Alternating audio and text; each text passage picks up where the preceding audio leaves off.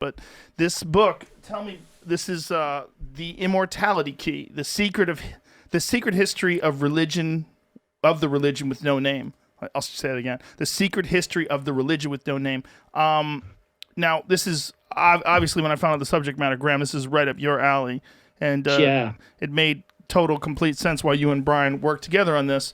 So, who wants to start and explain?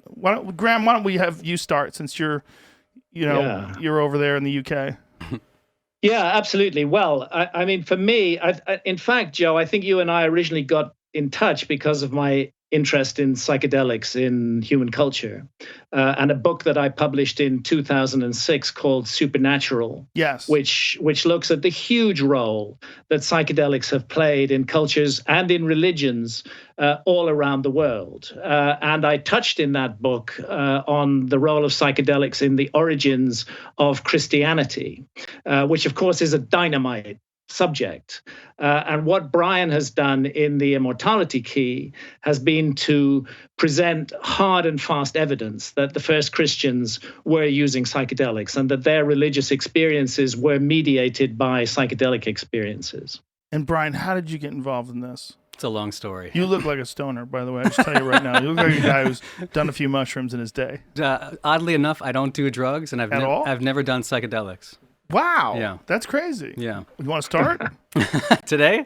Well, I wish we were in LA. I could hook you up. But in Texas, the laws are sketchier here. What led you to this then? I was fascinated by Graham's work, which I only came across about 12 years ago.